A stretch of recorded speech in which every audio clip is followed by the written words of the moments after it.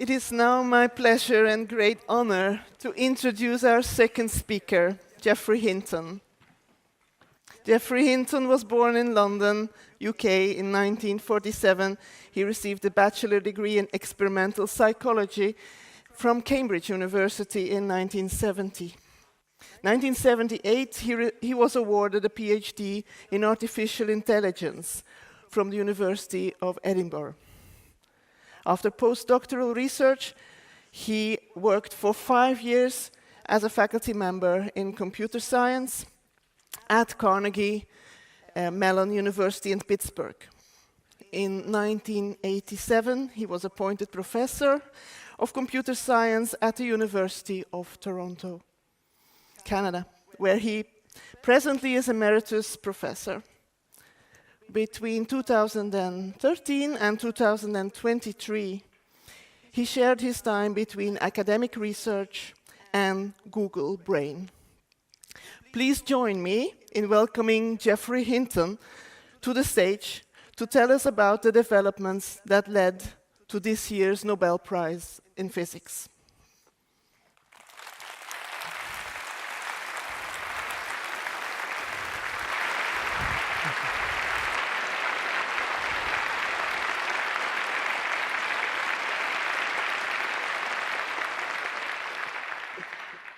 So today I'm going to do something very foolish. I'm going to try and describe a complicated technical idea for a general audience without using any equations. So first I have to explain Hopfield nets, and I'm going to explain the version with binary neurons that have states of 1 or 0. So on the right there you'll see a little Hopfield net, and the most important thing is the neurons have symmetrically weighted connections between them. The global state of a whole network is called a configuration, just so we seem a bit like physics. And each configuration has a goodness. And the goodness of configuration is simply the sum over all pairs of units that of neurons that are both on, of the weights between them. So those weights in red boxes, you add those up, and you get 4, hopefully. That's the goodness of that configuration of the network. And the energy is just minus the goodness. So these networks will settle to energy minima. The whole point of a Hopfield net is that each neuron can locally compute what it needs to do in order to reduce the energy, where energy is badness. So, if the total weighted input coming from other active neurons is positive, the neuron should turn on. If the total weighted input coming from other active neurons is negative, it should turn off. And if each neuron just keeps using that rule, and we pick them at random and keep applying that rule, we will eventually settle to an energy minimum. So the configuration on the right there is actually an energy minimum. It has an energy of -4, and if you take any neuron there, the ones that are on want to stay on, they get total positive input. The ones that are off want to stay off, they get total negative input. But it's not the only energy minimum. A Hopfield net can have many energy minima, and where it ends up depends on where you start it, and also on the sequence of random decisions you make. The sequence of random decisions about which neuron to update. So that's a better energy minimum.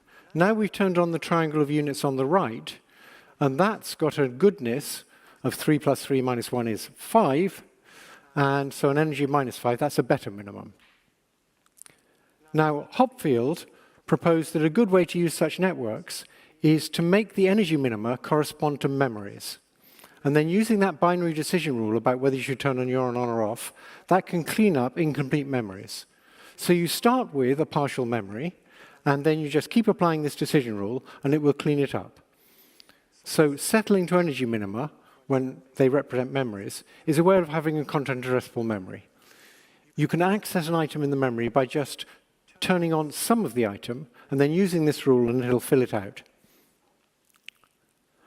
Terry Sinofsky and I, Terry was a student of Hopfield's, proposed a different use for these kinds of nets. Instead of using them to store memories, we could use them to construct interpretations of sensory input. So the idea is you have a net. It has both visible neurons and hidden neurons. The visible neurons are where you show it a sensory input. may be a binary image. The hidden neurons are where it constructs the interpretation of that sensory input. And the energy of a configuration of the network represents the badness of the interpretation. So we want low energy interpretations. So I'm going to give you a concrete example. Consider that ambiguous line drawing at the top. People have two ways of seeing that.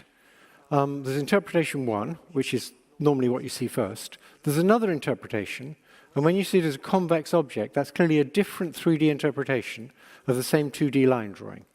So could we make one of these networks come up with two different interpretations of the same line drawing?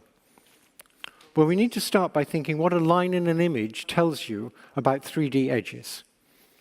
So that green line is the image plane. Imagine you're looking through a window and you're drawing the edges in the scene out there in the world on the window. So that little black line is a line in the image. And the two red lines are the lines of sight that come from your eye through the ends of that line. And if you ask, well, what edge in the world could have caused that? Well, there's many edges that could have caused it. There's one edge that could have caused that 2D line. But there's another one. And there's another one, and there's another one. All of these edges will cause the same line in the image. So the problem of vision is to go backwards from the single line in the image to figure out which of these edges is really out there. You can only see one of them at a time if objects are opaque, because they all get in each other's way. So you know that that line in the image has to depict one of these edges, but you don't know which one. We could build a network where we started off by turning the lines into activations of line neurons.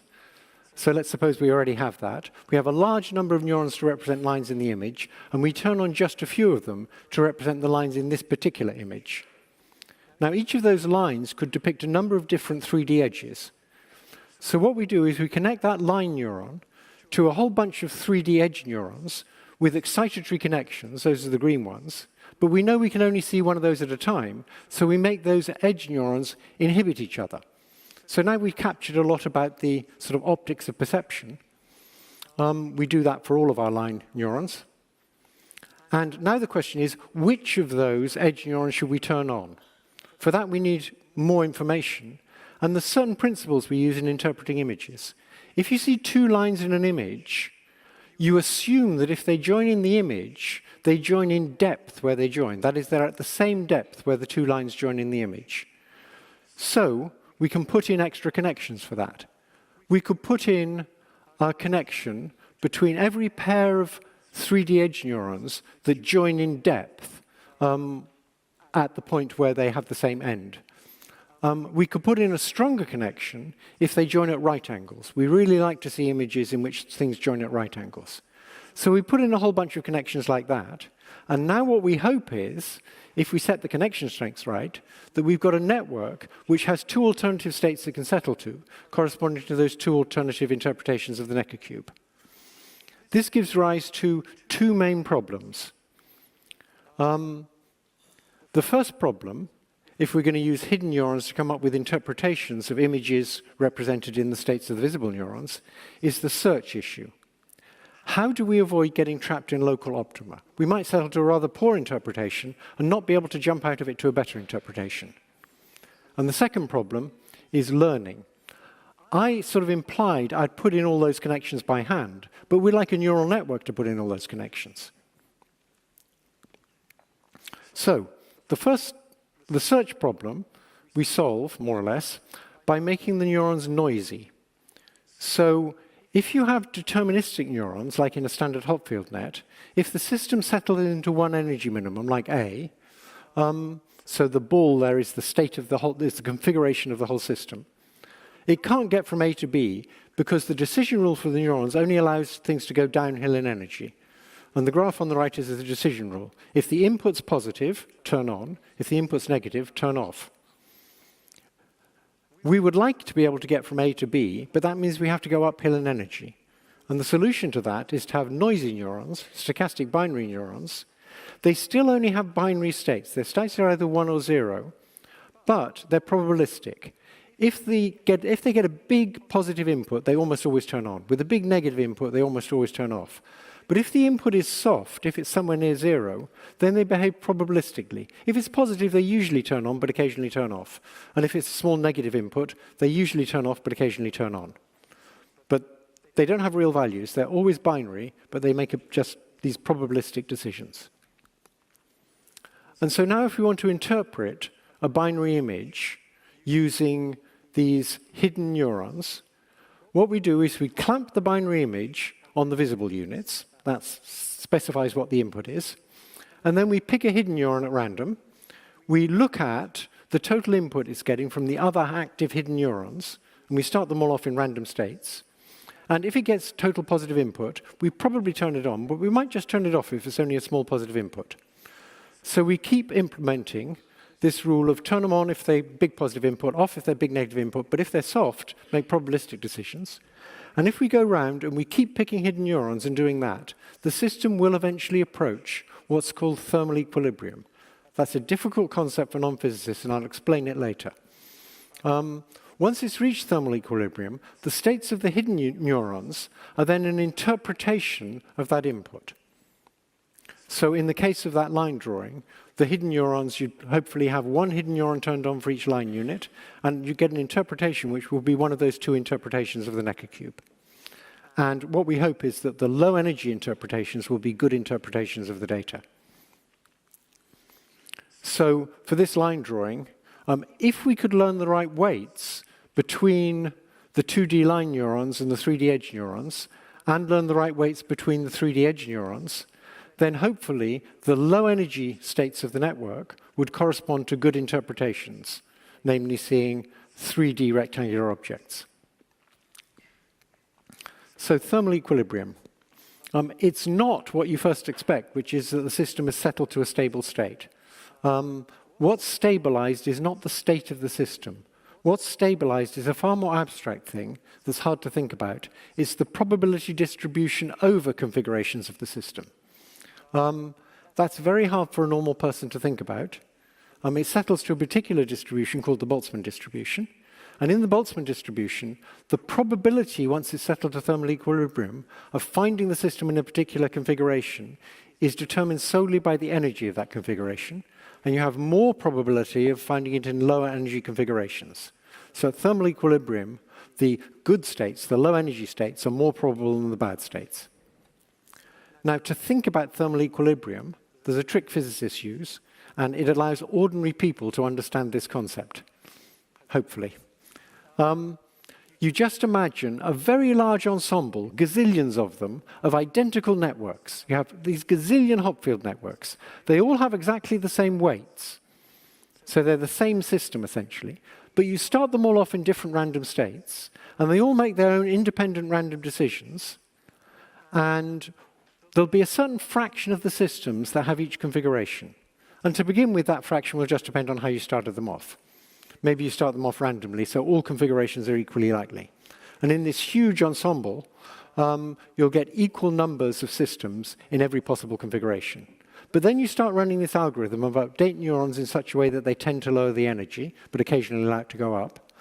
And gradually what will happen is the fraction of the systems in any one configuration will stabilize.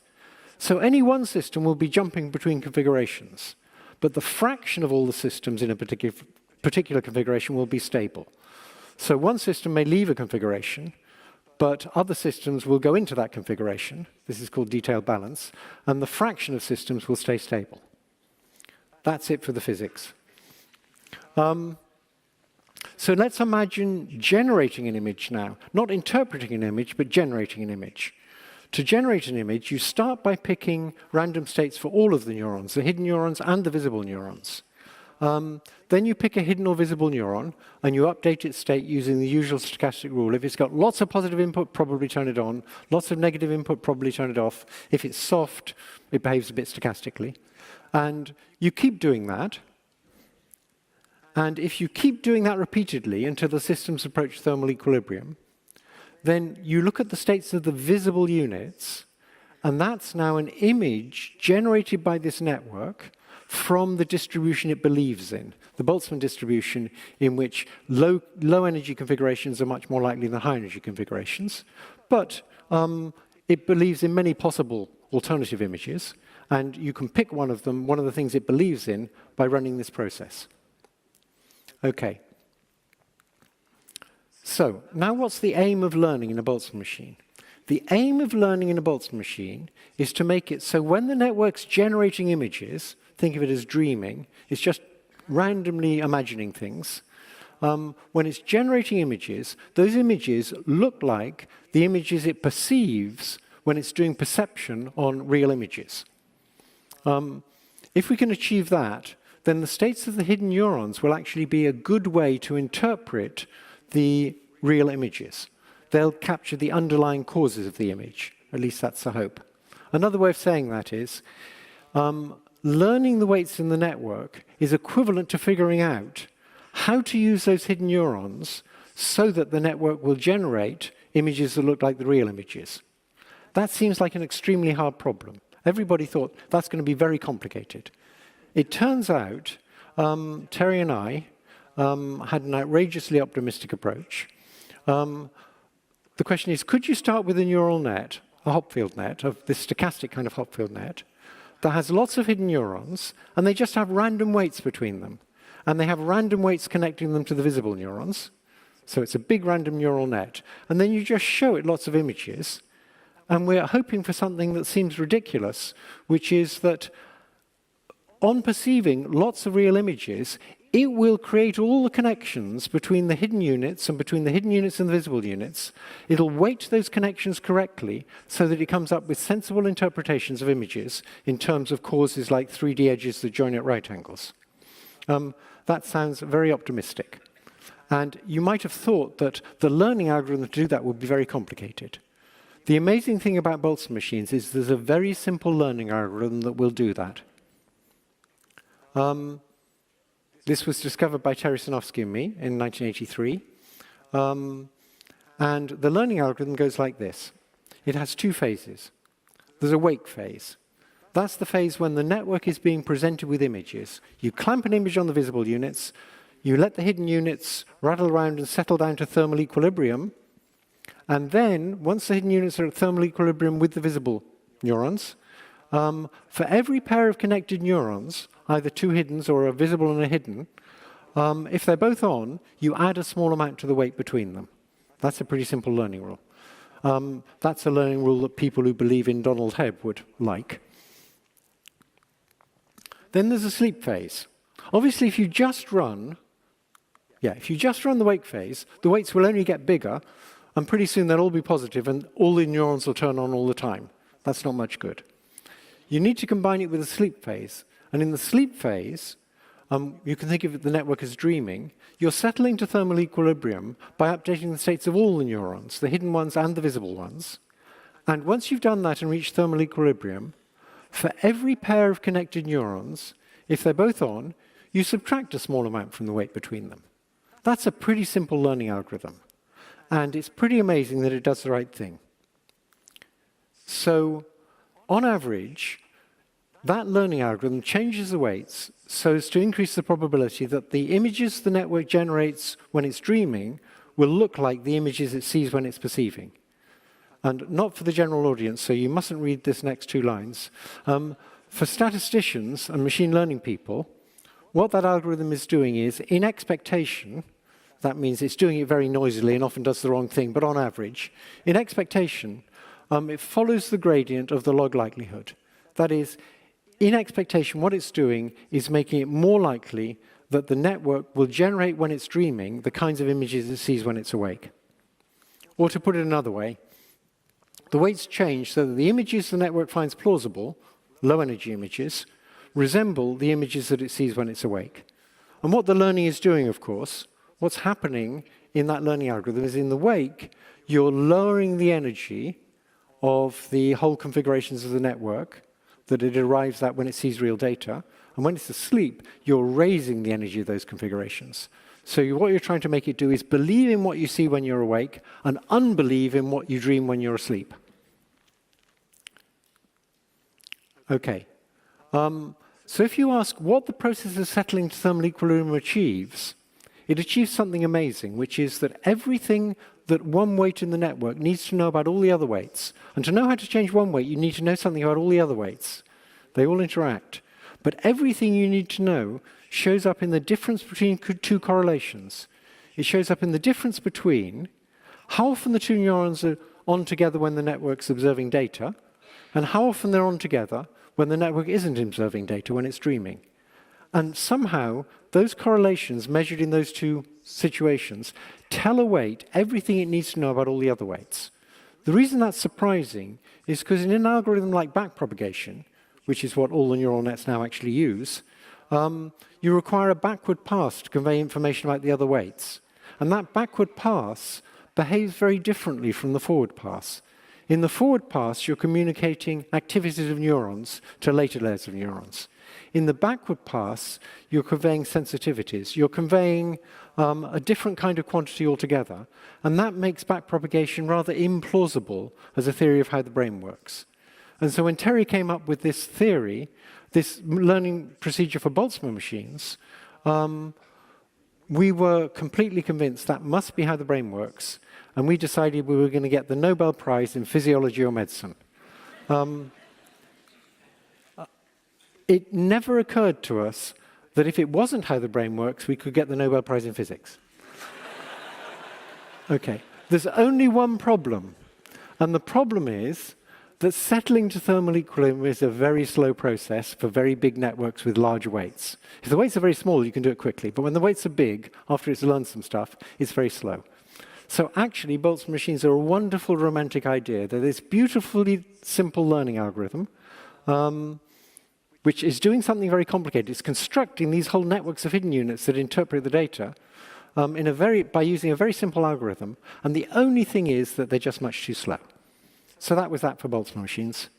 And the lecture should really have ended there. But 17 years later, I realized that if you restrict Boltzmann machines a lot and just have hidden units that aren't connected to each other, then you can get a much faster learning algorithm. So if there's no connection between the hidden neurons, then the wake phase becomes very simple. What you do is you clamp an input on the visible units to represent an image, and then in parallel now, you can update all the hidden neurons, and you've now reached thermal equilibrium. You just update them all once. They just look at the visible input and randomly pick one of their two states based on how much input they're getting. And now you're at thermal equilibrium in one step. That's great. For the hidden neurons, you still have a problem. In the sleep phase, you have to put the network in some random state, update the hidden neurons, update the visible neurons, update the hidden neurons, update the visible neurons, and you have to go on a long time to reach thermal equilibrium. And so the algorithm is still hopeless. But it turns out there's a shortcut. The shortcut doesn't quite do the right thing, which is embarrassing, but it works pretty well in practice. So the shortcut works like this. You put data on the visible units. That's an image. And then you update all the hidden neurons in parallel. And they've now reached thermal equilibrium with the data. You now update all the visible units, and you get what we call a reconstruction. It's going to be like the data, but not quite the same. Now you update all the hidden units again. And then you stop. That's it. You're done. And the way you do learning is you measure how often the neurons I and J, the visible neuron I and the hidden neuron J, are on together when you're showing it data and it's reached equilibrium with data. And you measure how often they're on together when you're showing it reconstructions and it's reached equilibrium with the reconstruction. And that difference is your learning algorithm. You just change the weights in proportion to that difference. And that actually works pretty well, and it's much, much faster. It's fast enough to make Boltzmann machines finally practical. So, Netflix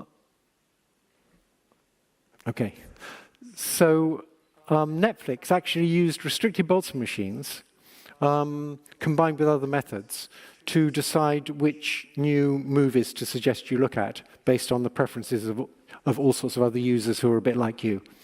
And they actually worked. They won the competition. This combination of Boltzmann machines and these other methods won the Netflix competition for how well can you predict what users will like. But of course, with just hidden neurons that aren't connected to each other, you can't build layers of feature detectors, which are what you need for doing recognizing objects in images or recognizing words in speech. And it looks like there's this strong restriction of having just one layer of hidden units without connections between them. But actually, you can get around that. So what you can do is you can stack these restricted Boltzmann machines. What you do is you take your data, you show the restricted Boltzmann machine, RBM, the data. It has just one hidden layer. And using this contrastive divergence algorithm that just goes up and down and up again, you learn some weights so that the hidden units capture structure in the data. The hidden units turn into feature detectors that capture commonly correlated things in the data. Then you take those hidden activity patterns, the binary activity patterns in the hidden units, and you treat those as data. So you just copy those into another RBM, and they're the data for the other RBM, and that second RBM looks at these features that have captured correlations in the data, and it captures correlations between those features. And you keep going like that, so you're capturing more and more complicated correlations. And so you can learn a second set of weights, W2. And you can do it as many times as you like. Let's learn a third set of weights.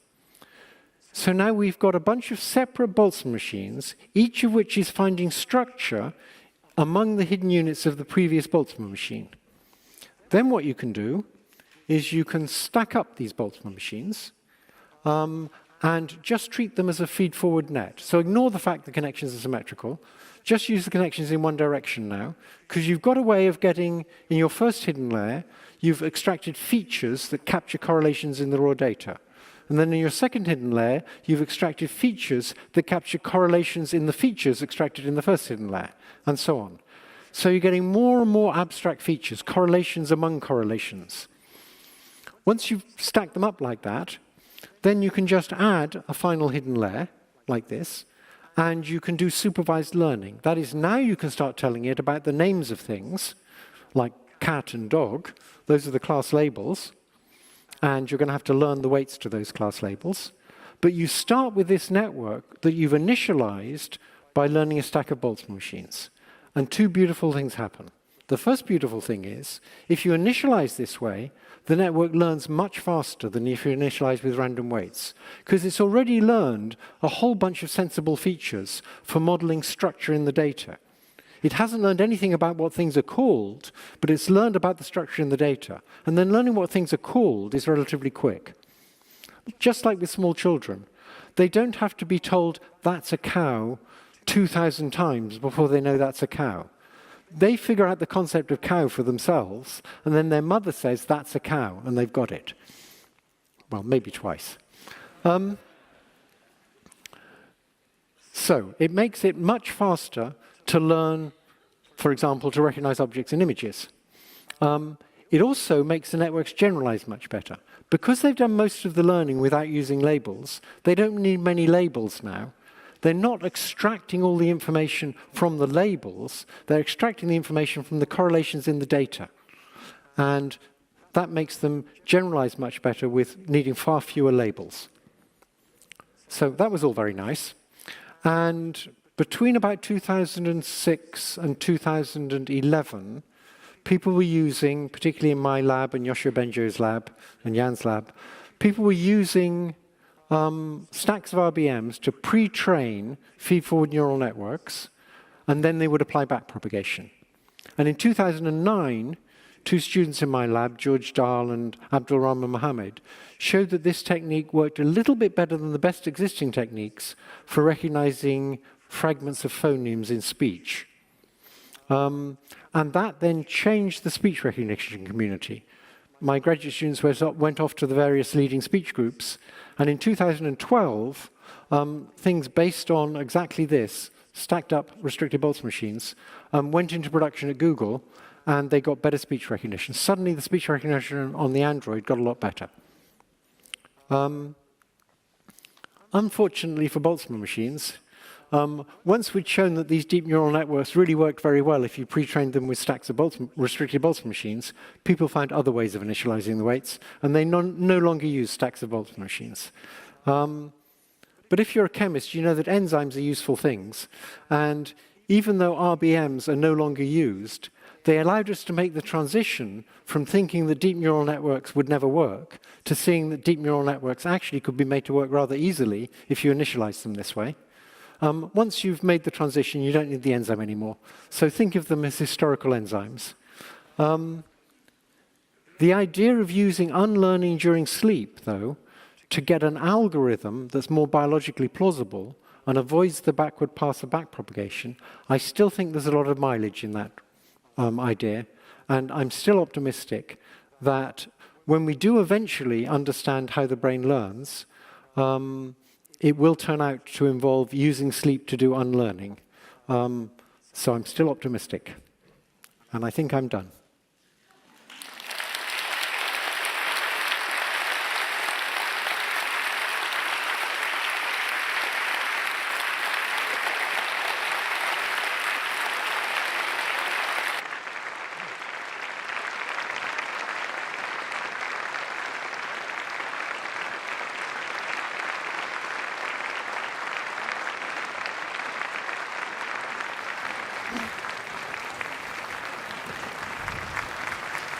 Very nice. Thank you very much.